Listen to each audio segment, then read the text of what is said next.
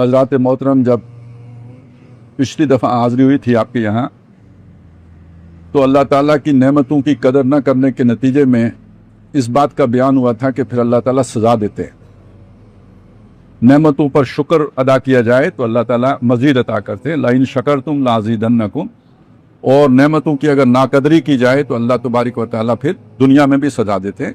किसी कौम का जिक्र था कि जिसने अल्लाह की नेमतों की नाकदरी की तो अल्लाह ताला ने उसे लिबासल जू वल खौफ, दुनिया में भूख का जो है ना लबादा चढ़ा दिया उनके ऊपर और खौफ से दो चार कर दिया। यानी अमन उनका हो गया, बदअमनी हो गई, इंतशार हो गया और ज़रूरियात ज़िंदगी की जो है ना वो फरावानी नहीं रही, बल्कि राशन बंदी हो गई। नाप तोल के अल्लाह ने देना शुरू कर दिया, बल्कि ये कि बस आधी आधी रोटी ही गोया नसीब होना शुरू हो गई। ये सूरत बना दी अल्लाह ने। ये नेमतों की कदर न करने का नतीजा निकला। ये तो हो गई एक बात। अब एक दूसरी बात पर ज़रा गौर करें। मैं आपके सामने एक वाक़या रखता हूँ, सच्चा वाक़या। आपने सुना होगा 2008 में शायद ज़लज़ला आया था और 5 में, हाँ 8 अक्टूबर 2005 को आया था। वो 8 वाला फिगर भी है लेकिन वो अक्टूबर का जो तारीख थी 2005 में।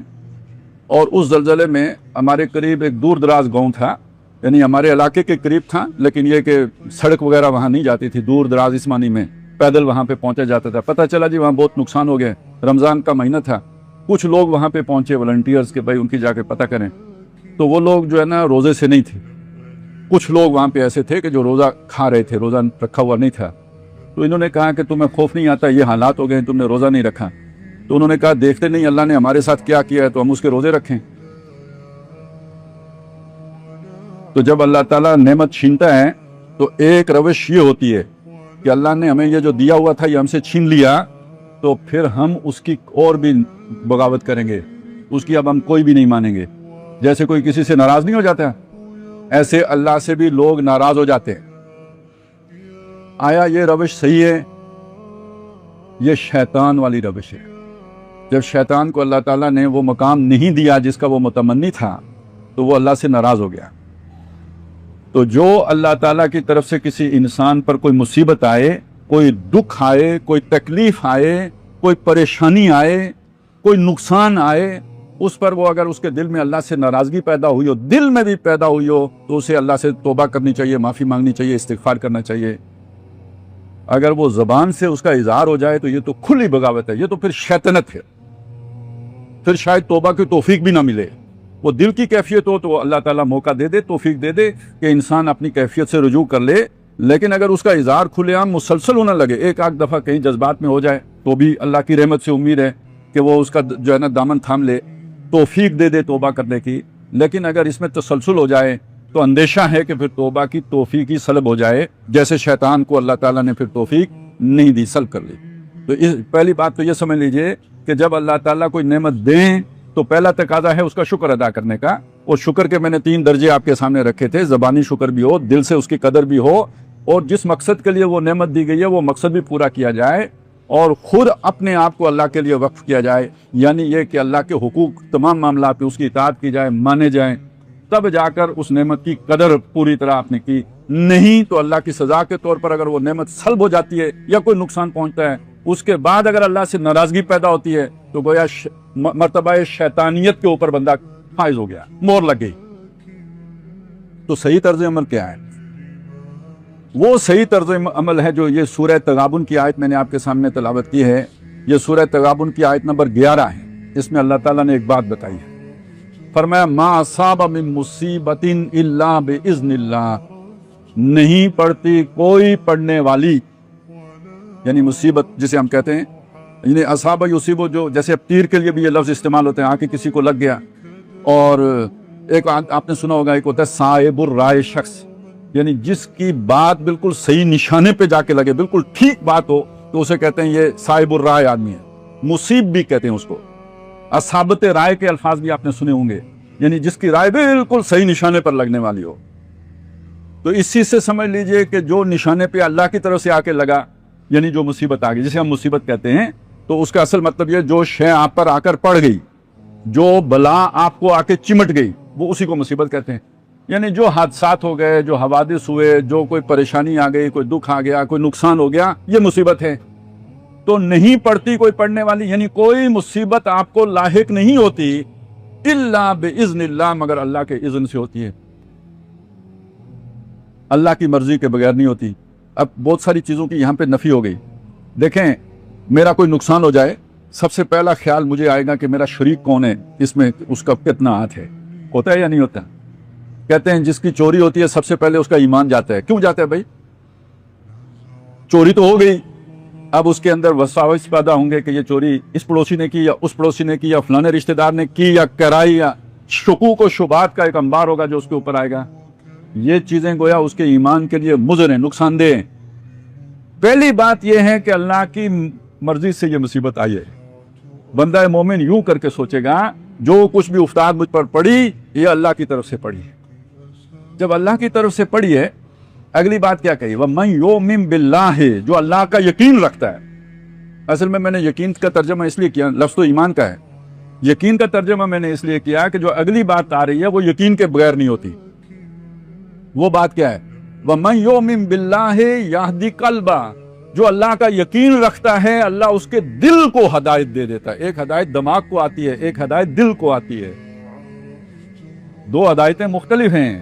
یہ جو دل کو ہدایت آتی ہے یہ یا تو شیطان کی طرف سے آتی ہے یا رحمان کی طرف سے آتی ہے۔ تو جو یقین رکھتا ہو وہاں شیطان تو تھوتنی لگا نہیں سکتا، وہ کمیونیکیٹ کر ہی نہیں سکتا، تو وہاں اب جو ہدایت آئے گی وہ رحمان کی طرف سے آئے گی۔ اس لیے میں نے یقین کا ترجمہ کیا تھا۔ ٹھیک ہو گیا نا؟ اب آپ کو سمجھ آ جائے گی کہ یقین کا ترجمہ میں نے اس لیے کیا کہ جب دل میں یقین ہو اللہ پر، وہ جیسے ہمارے تبلیغ والے کہتے ہیں اس سے سب کچھ ہونے کا یقین اور غیر سے کچھ نہ ہونے کا یقین، تو یہی مطلب ہے۔ سب کچھ اس نے کیا تو جو کچھ میرے ساتھ ہوا کس نے کیا؟ اس نے کیا۔ پہلی بات تو یہ ہو گئی۔ اس ہدایت کا ایک پہلو یہ ہو گیا کہ یہ اس نے کیا۔ دوسرا پہلو کیا ہے؟ بہت اہم ہے، میں اس پر یقین رکھتا ہوں۔ قصوروار ہوں، غلطیاں ہو جاتی ہیں، آخر آدم کی اولاد ہوں، کلو بنی آدم خطا ہوں، آدم کے سارے بیٹے خطا کار ہیں، غلطیاں ان سے آدم سے بھی ہوئی تھی، یہ بھی کرتے ہیں، مجھ سے بھی ہوتی ہیں، سب سے ہوتی ہیں۔ ان غلطیوں کے ازالے کے لیے کوئی مصیبت آ جاتی ہے، یہ میرے لیے خیر ہی ہوتا ہے، میرے لیے شر نہیں ہوتا۔ اللہ سے حسن ظن رکھنا، اللہ مجھ سے خفا نہیں ہے، یہ جو مصیبت آئی ہے یہ اللہ ناراض نہیں ہے، اللہ مجھ سے راضی ہے تو مصیبت آئی ہے۔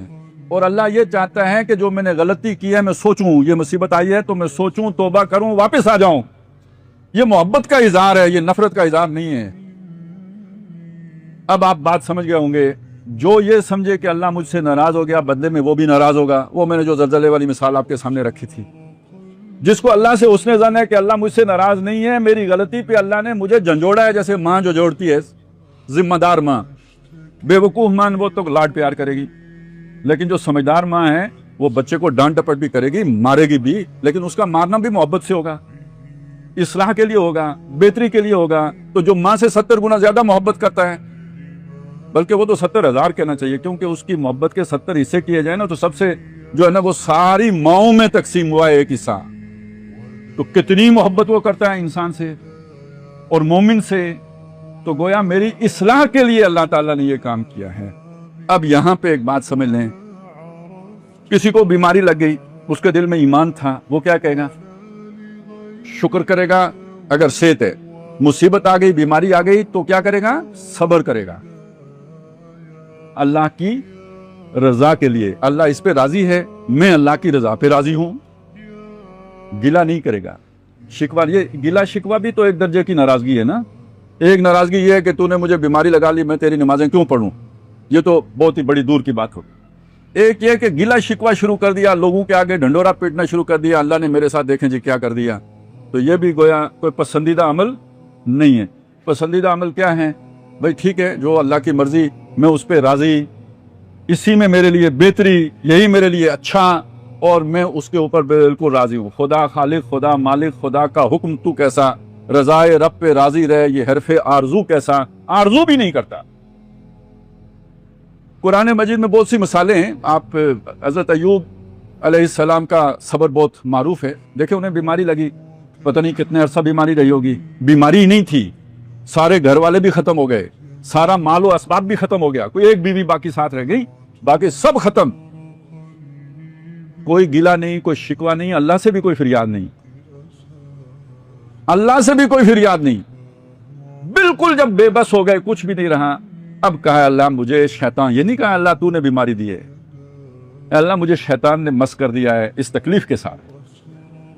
وانت ارحم الراحمین, یہ نہیں کہا کہ ٹھیک کر, تو رحم کرنے والوں میں سب سے بڑھ کر رحم کرنے والا ہے, چھوڑا اللہ پہ, جو فیصلہ کرے گا وہی مجھے منظور ہے. اب اللہ نے کیا آسان سا ایک حل بتایا کہ یہ جو ہے نا چشمہ ہے, یہاں پہ زور سے پاؤں مارو چشمہ نکلے گا, پیو بھی اور نہاؤ بھی اور ٹھیک ہو جاؤ, اور تمہیں تمہارے گھر والے بھی ہم واپس دے دیں گے. امتحان تھا نا, اس سے گزر گئے, صبر میں پورے اترے, اللہ نے نعمتوں کی فراوانی کر دی. اور یہ جو مصیبت ہے اور یہ اس کے نتیجے میں جو صبر ہے, وہ جو غلطی تھی جس کی وجہ سے یہ مصیبت آئی ہے, یہ اس کا کفارہ بن جاتا ہے, آخرت کے محاسبے سے بچت ہو جاتی ہے, اور دنیا میں عذاب اللہ تک تھوڑی سی سزا دے کے عذاب فارغ کر دیتا ہے. پرچہ اس کے اوپر کراس لگ جاتا ہے کہ اوکے فائدے کا سودا ہوا یا نقصان کا. یہ ہے بیدک الخیر. اللہ میرا علم کتنا ہے, بس میں تو 2 سال کے لیے سوچتا ہوں, بہت کوئی دانشور ہوگا تو 40 سال کے لیے سوچ لے گا, اس سے آگے تو نہیں دیکھتا نا. اللہ تو محیط ہے, سب کچھ دیکھتا ہے, آخرت کو بھی دیکھتا ہے, تو میرے بارے میں جو فیصلہ کرے گا وہ بالکل ٹھیک ہوگا. بیدک الخیر, تیرے ہاتھ میں خیر ہی خیر ہے, جو تو نے میرے لیے سوچا اسی میں میری بھلائی ہے, اسی میں میری خیریت ہے. اب آپ اگر یہ بات سمجھ گئے ہوں تو کئی حدیثیں آپ کو سمجھ میں آ جائیں گی کہ مومن کو کانٹا نہیں چبھتا مگر اس کانٹے کی چبھن کے بدلے میں اس کے گناہ اللہ تعالیٰ جھاڑتا ہے. اسے بخار نہیں آتا مگر ایک رات کے بخار کے نتیجے میں اللہ تعالیٰ اس کی برائیاں اس سے دور کر دیتے ہیں. جب یہ بات آپ کو سمجھ میں آ جائے, یہ نقطہ سمجھ میں آ جائے, تو خوشحالی کی نسبت یہ جو تکلیف والی کیفیت ہے, یہ اس کو انسان زیادہ پسند کرنے لگتا ہے. بلکہ یہ بھی حدیث میں آتا ہے کہ انسان اپنی محنت کر کے, عمل کر کے, اعمال صالحہ کر کے وہ مقام حاصل نہیں کر سکتا جو تکالیف کے اوپر صبر کرنے کے نتیجے میں اسے مل جاتا ہے. میرا اتنا پوٹینشل ہی نہیں, اتنی استعداد ہی نہیں, اتنی شاکلہ ہی نہیں کہ میں اتنا عمل کر سکوں, لیکن اللہ تعالیٰ نے کوئی تکلیف بھیج دی, اس پہ میں نے صبر کیا. اب ہر آدمی کی صبر کرنے کی بھی ایک لمٹ ہے نا, وہ اللہ جانتا ہے کس کی کتنی ہے, کسی کی تھوڑی ہے, کسی کی زیادہ ہے. اس نے اپنی لمٹ کے بقدر صبر کر لیا تو اللہ کی طرف سے اسے وہ مقام مل جائے گا جو بڑے سے بڑے عمل کرنے والوں کو شاید نہ ملا ہو. اس کے یہ اگر ساری بات ذہن میں ہو نا, تو اللہ کی طرف سے جو بھی بندہ مومن کے اوپر آتا ہے اس پر اس کا دل مطمئن رہتا ہے کہ خیر ہے, کوئی بات نہیں. یہ وہ سبق ہے جو اللہ تعالیٰ نے سورہ کاف میں موسیٰ علیہ السلام کو خضر سے ملاقات کر کے پڑھایا کہ دیکھیں ظاہر میں شر ہوتا ہے, کشتی ٹوٹ گئی شر ہو گیا, کسی کا بچہ مر گیا شر ہو گیا, کوئی جو ہے نا وہ دیوار سیدھی کر دی بغیر اجرت کے, یہ کیا مسئلہ ہے بھائی, انہوں نے تو ہمیں کھانا نہیں دیا, آپ نے مفت میں ان کی دیوار سیدھی کر دی, ظاہراً تو بات غلط ہو گئی. لیکن اللہ تعالیٰ نے بعد میں بتایا کہ ان سب کے اندر اللہ نے خیر رکھا. ایک معاملات کا ظاہر ہوتا ہے, ایک معاملات کا باطن ہوتا ہے. ظاہراً بیماری آئی ہے, باطن میں خیر ہی خیر ہے. ظاہراً کوئی تکلیف آئی ہے, اندر خیر ہی خیر ہے. بیدک الخیر, یہ ہے وہ ہدایت جو اللہ تعالیٰ ان دلوں کو دے دیتا ہے جن کے اندر یقین پیدا ہوتا ہے. وَمَن يُؤْمِن بِاللَّهِ يَهْدِ قَلْبَهُ وَاللَّهُ بِكُلِّ شَيْءٍ عَلِيمٌ. اللہ کو ہر شے معلوم ہے, تمہیں نہیں معلوم, تمہاری سوچ چھوٹی ہے. اس چھوٹی سوچ کے نتیجے میں تم تھوڑا سا دیکھ کے فائدہ نقصان کا میزانیہ بناتے ہو. اللہ بہت دور تک دیکھتا ہے, اسے ہر شے معلوم ہے. وہ اپنے علم کی بنیاد پر جو تمہارے لیے بہتر ہوتا ہے وہ تجویز کرتا ہے, جو تمہارے لیے نقصان دہ ہوتا ہے اسے دور ہٹاتا ہے. یہ اس کی اپنی جو ہے نا, یہ نہیں صرف اتھارٹی کا مسئلہ ہے, قدرت کا مسئلہ ہے, یہ نہیں, علم کی بنیاد پر جو تمہارے لیے بہتر ہوتا ہے وہ تمہارے لیے کرتا ہے. تم اتنا علم نہیں رکھتے, تم نہیں جانتے, وہ جانتا ہے. وہ اپنے اس علم کی بنیاد پر تمہارے لیے خیر کا انتخاب کرتا ہے. مجھے بتائیں, اگر اس چیز کا شعور ہو, وقتی طور پر کسی شے کے نقصان پر دل غمزدہ ہو سکتا ہے, لیکن کوئی مستقل روگ لگ سکتے ہیں آدمی کو, کوئی ٹینشن یا پریشانی یا اس پہ کی وجہ سے کوئی ڈپریشن وغیرہ کی تکلیفیں ہوں گی اسے, نہیں, بس ٹھیک ہے مولا کی مرضی. اچھا, یہ وہ چیز ہے جو ہمارے ہاں جنہیں ہم جوہلا کہتے ہیں ان کے اندر پائی جاتی ہے. عام عوام چھوٹا موٹا مسئلہ ہو, چونکہ وہ اکثر مصیبتوں میں ہی ہوتے ہیں بیچارے, وہ کہتے ہیں جی اللہ کی مرضی. اور جو زیادہ پڑھے لکھے ہو جاتے ہیں, جو زیادہ ریئلسٹک ہو جاتے ہیں, جو زمینی حقائق کو جاننے والے ہو جاتے ہیں, وہ پھر اسی ادھیڑ بن میں پڑے رہتے ہیں. کیوں ہوا, وجہ کیا تھی, سبب کیا تھا, کس نے کیا کیا, یوں ہوتا تو یوں ہوتا, تو اس طرح ہوتا تو اس طرح ہوتا, یہ چکروں میں وہ پڑے ہوئے ہوتے ہیں. آپ نے دیکھا جنہیں آپ جاہل کہتے ہیں, جنہیں آپ عوام کا نام کہتے ہیں, ان کے ہاں پھر یہ چیز پائی جاتی ہے یہ دین کی بنیاد ہے، یہ ایمان کے لوازمات ہیں، ایمان حقیقی کے لازمی نتیجے ہیں، تسلیم و رضا۔ اللہ نے جو حکم دیا، ایک تو وہ احکام ہے جو ظاہری ہیں، ایک یہ تکوینی احکام ہے، مصیبت آ گئی کچھ اس پر اپنی سر تسلیم خم کرنا، اللہ کی مرضی کے اوپر راضی رہنا، یہ ہے تسلیم و رضا۔ اب آپ دیکھیں کہ اس کا کیا تعلق بنا، وہ جو پچھلی جو ہماری گفتگو تھی اس کے ساتھ تعلق یہ بنا، پہلی بات یہ کہ نعمت ہے، اس کا شکر ادا کرو گے، حق ادا کرو گے، مصیبت آئے گی نہیں۔ اس حق میں کوئی کمی رہ گئی تو کفارے کے طور پر مصیبت آئے گی، اور اس مصیبت پر صبر کرو گے اللہ اور نعمتیں دے گا، سیدھی راہ پر آ جاؤ گے اور نعمتیں دے گا۔ لیکن اس مصیبت کے پر آنے کے نتیجے میں اللہ سے ناراضگی اختیار کرو گے، اب راندہ درگاہ ہو جاؤ گے، پھر دنیا کی نعمتیں فراوانی سے دے دے گا، لیکن وہ ہدایت کی جو وہ ہے نا رمق، وہ چھین لے گا۔ اس کو کہتے ہیں کہ دلوں کے اوپر مہر ہو جانا۔ یہ وہ امتحان ہے جو کوئی دوسرا نہیں لے سکتا، کوئی مفتی نہیں لے سکتا، کوئی خطیب نہیں لے سکتا، کوئی فقیہ نہیں لے سکتا، کوئی جماعت نہیں لے سکتی، کوئی ریاست نہیں لے سکتی، کوئی حکومت نہیں لے سکتی۔ یہ تو علیم بذات الصدور لے سکتا ہے۔ صحیح بات ہے یا نہیں؟ یہ امتحان ہے جس میں اللہ نے، اصل امتحان یہ ہے، اس امتحان کی تیاری کے لیے باقی سارے احکام ہیں، بنیاد اس پر ہے۔ محبت سب سے بڑھ کر کس سے ہے؟ تسلیم و رضا کی کیفیت کے، دل کس کی بات پہ راضی رہتا ہے؟ اصل امتحان انسان کا یہ ہے، لِيَبْلُوَكُمْ أَيُّكُمْ أَحْسَنُ عَمَلًا۔ تو ایک بات تو یہ ہو گئی، سمجھ میں نہیں، نعمت، اس کی قدر میں بعد میں بتاؤں گا، اب اسی کے آخر میں اس کی قدر، اگر قدر میں کمی رہ گئی تو بدلے میں مصیبت، اور مصیبت پہ صبر کر لیا، واپس پہلی جگہ پہ، تھوڑی سی غلطی ہوئی تھی، واپس اللہ نے صحیح رخ پہ پہنچا دیا، ناراضگی کر دی، راندہ درگاہ۔ ایک تو یہ ایکویشن بنی۔ ایک اور بات بتاؤں، آپ نے یہ بات سنی ہے کہ جو صدقہ ہوتا ہے وہ مصیبت کو ٹال دیتا ہے، سنا ہے؟ تو صدقہ کس شے کو کہتے ہیں؟ اپنی مرضی سے کوئی شے اللہ کی راہ میں قربان کر دینا، اسی کو صدقہ کہتے ہیں نا۔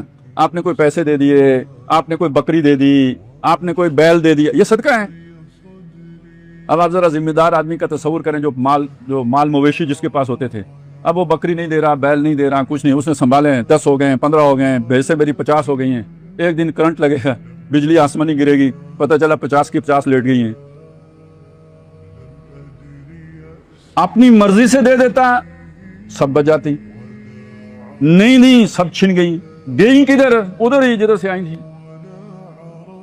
تو سب سے بڑی ہدایت کی بات کیا ہے؟ اپنی مرضی سے دے دو، یہ سب سے بڑی ہدایت کی بات ہے۔ نہیں تو جو اس کے محبوب ہیں نا، ان کے پاس چھوڑے گا تو نہیں، چھین لے گا۔ جو محبوب نہیں ہیں ان کے پاس فراوانی کر دے گا، انہیں کچھ نہیں کہے گا۔ جسے ہمارے ہاں کہتے ہیں یوتا توتاوا، سمجھے نا؟ مطلب یہ اللہ کی طرف سے فارغ ہے، اس کو اللہ تعالیٰ پوچھتا ہی نہیں، حلال کرے حرام کرے اسے نہیں پوچھے۔ پوچھتا کس سے ہے؟ جس سے اللہ کو محبت ہوتی ہے، اس کا دل دنیا میں اٹک گیا، اس سے اللہ چھین کے اسے اپنی طرف موڑ لیتے ہیں۔ اب آپ کو وہ سمجھ آئی، صدقہ مصیبت کو ٹال دیتا ہے۔ اچھا، یہ ہم جو ہے نا صدقہ بھی، جیسے کوئی 10% ٹیکس دیتے ہیں یا 2.5% زکوٰۃ دیتے ہیں، صدقے کو ہم یہ بات سمجھتے ہیں۔ صدقے کی جو مقدار قرآن مجید نے مقرر کیا وہ بہت عجیب و غریب ہے، آپ کے آج تو سمجھانا ہی مشکل ہے۔ قرآن نے اتنی دفعہ کہا یہ اللہ کی راہ میں خرچ کرو، دو، یہاں تک کہ جان بھی دو۔ تو صحابہ نے پوچھا کتنا دیں؟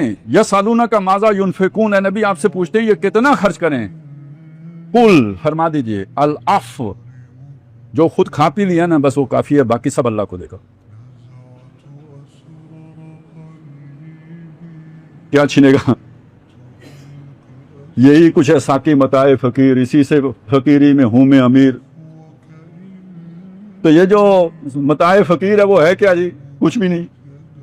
آپ نے جو ہمارے خانقاہیں جو پہلے جو صحیح والی خانقاہیں ہوتی تھی، یہ مال و دولت والی خانقاہوں کی بات نہیں ہو رہی، گھر پیر کا بجلی کے چراغوں سے ہے روشن، وہ خانقاہیں نہیں جو ہوتی تھی خانقاہیں اصلی، وہاں جو بھی صاحب گدی نشین ہوتے تھے، جو بھی ہوتا تھا، لوگ آتے تھے نا، چندے دیتے تھے، خیرات کرتے تھے۔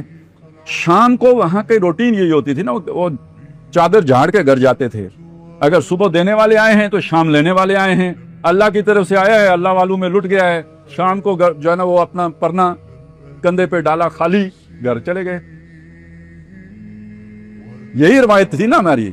تو بندہ مومن دنیا میں ایسے ہی رہے، कुन फिद दुनिया का अन्ना का गरीबुन और आबिरु सबील, दुनिया में ऐसे रहो जैसे कोई अजनबी होते हैं। किसी बाजार में घुस गया कोई अजनबी, वो थोड़ी कोई वहां पे बैठता है, वो तो बस इधर उधर देखेगा और निकलने की कोशिश करेगा। आओ आबिरु सबील, या जैसे राह चलता मुसाफिर होते हैं।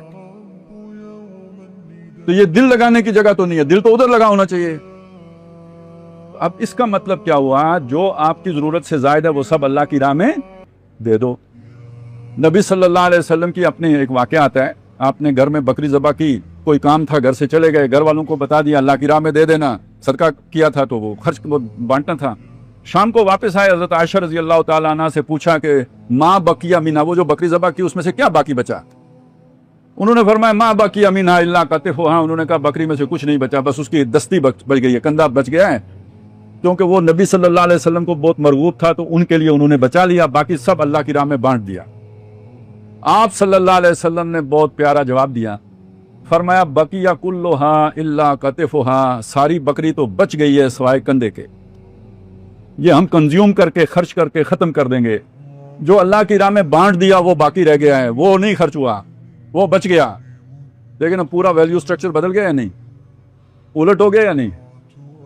इसी तरह का एक वाकया आता है, एक शख्स फौत हुआ और वो वसीयत कर गया था, बहुत बड़ा मालो दौलत का ढेर था कि नबी सल्लल्लाहु अलैहि वसल्लम अपने हाथ से मेरे मरने के बाद इसे गुरबा में तकसीम कर दें। उसकी वसीयत के मुताबिक नबी सल्लल्लाहु अलैहि वसल्लम ने वो तकसीम किया। आखिर में एक कानी खजूर बच गई, वो किसी ने नहीं ली होगी, वो आखिर में रह गई। तो आप सल्लल्लाहु अलैहि वसल्लम ने वो खजूर उठा के लोगों को दिखाई और फरमाया अगर अपने हाथ से ये कानी खजूर बांट के जाता ना, अल्लाह की राह में दे के जाता, तो ये जैसे पूरा ढेर जो मैंने अपने हाथ से बांटा है तो इससे ज्यादा अजर पाता अपने हाथ से दिए का। और जब वैसे दुनिया से तो आप वैसे भी चले गए, अब तो आपने आतम ताई की कब्र को लात मारनी ही मारनी है, क्योंकि आपके हाथ से तो सारा जा रहा है, सब कुछ जाता देखिए तो आधा दीजिए बांट, अब तो आपने बांटना ही है। तो अगर अपनी जिंदगी में बांट के गया होता ना ये कानी खजूर, तो इससे ज्यादा अजर उसे मिलता। तो असल इम्तिहान तो फिर ये हुआ ना, अपनी मर्जी से दो, ये बहुत ऊंची बात है, फिर मुसीबत आएगी ही नहीं। और अगर अपनी मर्जी से नहीं दिया तो अगर अल्लाह ने आपसे मोहब्बत रखी हुई है तो छीन लेगा, जिसे हम मुसीबत कहेंगे। तो जब छीन ले तो उसके बाद तो अकल करो कि मेरी गलती थी जिसकी वजह से ये बात हुई है, तो बताए हो जाओ, सही लाइन के ऊपर आ जाओ। अब ये फिका का मसला नहीं है, ये ईमान का मसला है, ये दिल की कैफियत का मसला है, ये जाहिर का मसला नहीं है, ये बातिन का मसला है। सूरह शूरा में अल्लाह ने इस मुसीबत के बारे में खुद बयान फरमाया, वमा असाबकुम मिन मुसीबतिन, यहाँ पे कहा ना मा असाबा मिन मुसीबतिन इल्ला बिइज़्निल्लाह, अल्लाह के इज़्न के बगैर नहीं आती। वहां दूसरी बात कही, वमा असाबकुम मिन मुसीबतिन, तुम्हें कोई मुसीबत नहीं पड़ती, इल्ला बिमा कसबत ऐदीकुम, मगर जो तुम्हारे हाथों ने कमाई की होती है उसके बदले में पड़ती है। अल्लाह जुल्मन कोई मुसीबत तुम पर नहीं उतारता, तुम्हारी अपनी गलती के नतीजे में वो मुसीबत तुम्हारे ऊपर आती है। वह याफू अन कसीर, और बहुत सी वो माफ भी करता रहता है, हर गलती पे भी नहीं पकड़ता, बहुत सी माफ करता है, किसी किसी पर इसलिए पकड़ लेते हैं ताकि तुम्हारी इस्लाह हो सके। तुम सोचो, तुम शाक में जाओ, तकलीफ हो तुम्हें, ताकि तुम सोचो और सोचकर सही रुख की तरफ वापस आओ, अपने मकाम को ठीक करो, रुख को सही करो। इसलिए अल्लाह ताला थोड़ी सी रस्सी खींच लेता है तुम्हें सीधा करने के लिए, गोया ये अल्लाह की मोहब्बत का मजहर है। तो अब देखिए, ये दुनिया मताउल गुरूर है। दुनिया क्या है? मताउल गुरूर, धोखे का सामान है। मता कहते हैं जो भी आपके लाइवलीहुड के लिए जरूरी चीजें हों, जैसे इस्तेमाल करके छोड़ देने वाली चीजें, जिसके बगैर गुजारा ना हो, ये मता है। और फरमाया धोखे का सामान है। गुरूर, धोखा, क्या मतलब हुआ? इसमें बंदा फंस जाता है। ये असल में वक्त गुजारी के लिए था, बस अभी खाया, शाम तक के लिए तवानाई हासिल की, शाम को और खाया, सुबह तक तवानाई हासिल, ये इतने के लिए था। बंदा इसमें फंस के रह जाता है, धंस के रह जाता है, खूब जाता है, ये बनाना है, वो बनाना है, कारोबार आगे फलाना, ये कैरियर, क्वालिटी लाइफ, इसमें जब फंस गया तो ये गोया एक धोखे के जाल में फंस गया। नेटवर्क है ना पूरा ये दुनिया का, उसमें फंस गया। अच्छा, ये मालो असबाब ही नहीं है, ये रिश्तों पैवंद भी है, ये रिश्तेदारियां, ये ताल्लुकदारियां, ये बरादरी, ये नस्ल, ये कौम प्रस्ती, नस्ल प्रस्ती, ये सारी, ये पूरे जितने भी जिन चीजों के अंदर हम फंसे हुए हैं, जो जाल हमारे गिर्द बुने हुए हैं, जिनके बगैर जिंदगी बसर ही नहीं हो सकती, वही तो हमारे फंदे हैं। अब इस जिंदगी को चलाने के लिए इन फंदों के दरमियान ही रहना है, उसके बगैर तो जिंदगी ही नहीं है। لیکن ان کے ساتھ نقطہ نظر جو رکھنا ہے، مطمع نظر جو رکھنا ہے، سوچ جو رکھنی ہے، فکر جو رکھنی ہے، وہ یہ رکھنی ہے اللہ نے دیے ہوئے ہیں، جب تک دیے ہوئے ہیں زیر استعمال ہیں، جب وہ مرحلہ چھن گئے تو بس اللہ کی رضا کے اوپر راضی ہیں۔ آخری بات یہ ہے، انسان خود اپنا مال و اسباب اللہ کے سپرد کرتا رہے تو بھی اللہ کی یاد کا سب سے بڑا ذریعہ ہے۔ دیکھیں، آپ نے دنیا میں مال جمع کیا، جس بینک میں جمع کیا اس بینک کو بھولیں گے آپ؟ وہ بینک بھول سکتے ہیں آپ جس بینک میں آپ کا اکاؤنٹ ہو؟ بلکہ اس کا سارا پاسورڈ بھی آپ کو زبانی یاد ہوتا ہے، اس کے سارا کچھ آپ یاد رکھتے ہیں۔ تو اگر یہ اللہ کے پاس جمع کیا ہو تو اللہ کو یاد نہیں رکھیں گے؟ یہ حضرت عیسیٰ علیہ السلام نے یہ تصور دیا ہے۔ وہ فرماتے ہیں دیکھو اپنے پاس جمع نہ کرو، یہاں ڈاکو بھی پڑ جاتا ہے، چوری بھی ہو جاتا ہے، گھن بھی لگ جاتا ہے، اللہ کے پاس جمع کرو جہاں کوئی خطرہ نہیں ہے، اور سنو جہاں تمہارا مال ہوگا وہاں تمہارا دل ہوگا۔ ایک بات تو یہ ہو گئی، خود دیتے رہو تمہارا دل اس کی طرف لگا رہے گا۔ الذین یذکرون اللہ قیاما وقعودا وعلی جنوبہم، حیران اسے یاد رکھو گے۔ اچھا اس نے چھین لیا تو بھی موت آسان ہو جائے گی۔ ایک آدمی کا تصور کریں، ماں باپ بھی فوت ہو گئے، بہن بھائی بھی فوت ہو گئے، بیوی بھی فوت ہو گئی، ایک دو بچے بھی خدا نہ خواستہ فوت ہو گئے، تو اسے اپنا مرنا کیا مشکل رہا؟ آدھے ادھر رہ گئے، آدھے آگے چلے گئے، یہ تو درمیان میں لٹکا ہوا ہے۔ مروں گا تو کدھر جاؤں گا؟ وہ جو اپنے عزیز آگے گئے ہوئے ہیں ان کے ساتھ جا کے شامل ہو جاؤں گا نا، اجنبی دنیا میں تو نہیں جا رہا۔ جیسے ایک شخص یہاں سے افریقہ جائے یا امریکہ جائے، وہاں اسے کوئی نہیں جانتا ہو تو جاتے ہوئے کچھ نہ کچھ تو خوف ہوگا۔ 3-4 رشتہ دار پہلے سے وہاں موجود ہوں تو ٹھیک ہے، ان کے جانے چھوڑنے کا افسوس تو ہوگا، لیکن آگے کی خوشی بھی تو ہوگی نا، جا کے کسی سے ملنا بھی تو ہے نا۔ تو خواہ اللہ کو اپنی مرضی سے دیں یا اللہ چھین لے اور اس کے بعد اللہ صبر کی توفیق دے دے، گویا دل اللہ کی طرف لگا رہے گا۔ اس امتحان سے گزارے بغیر اللہ تعالیٰ ان اگلے انعام سے نہیں نوازتا۔ ہر ایک عمومی نعمتیں دیتا ہے، انہی میں سے چھینتا ہے، پھر دیکھتا ہے کہ صبر کرو گے مزید دے گا، شکر کرو گے تو بھی مزید دے گا، صبر کرو گے تو بھی مزید دے گا، اور اگر ناراضگی اختیار کرو گے کہ مجھ سے کیوں چھین لیا تو ادھر بریک ہو جائے گی۔ کس کی؟ اللہ سے تعلق کی بریک ہو جائے گی۔ نعمتیں تو ہو سکتا ہے بہت زیادہ مل جائے، شداد کو بہت مل گئی تھی، فرعون کو بہت مل گئی، نمرود کو بہت مل گئی، اقتدار بھی مل گیا، ہدایت سے محرومی ہو تو سب سے بڑی محرومی تو ہدایت سے محرومی۔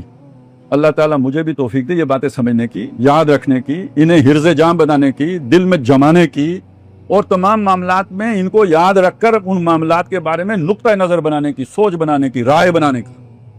آپ سب کو بھی اس کی توفیق دے۔ اصل ایمان تو یہاں سے ناپا جاتا ہے، یہ کسوٹی ہے ایمان کی، اس سے ایمان پرکھا جاتا ہے کہ جب اللہ کی طرف سے کوئی امتحان آیا، کوئی مصیبت آئی، کوئی آزمائش آئی تو اس میں بندے کا طرز عمل کیا ہے۔ اب آخری بات اس میں یہ بھی نوٹ کر لیں، ایک ہی بات ہوتی ہے جو سزا بھی ہوتی ہے اور آزمائش بھی ہوتی ہے۔ حضرت علی رضی اللہ تعالیٰ عنہ سے پوچھا کسی نے کہ یہ جو ہے نا آزمائش اور عذاب میں کیا فرق ہے؟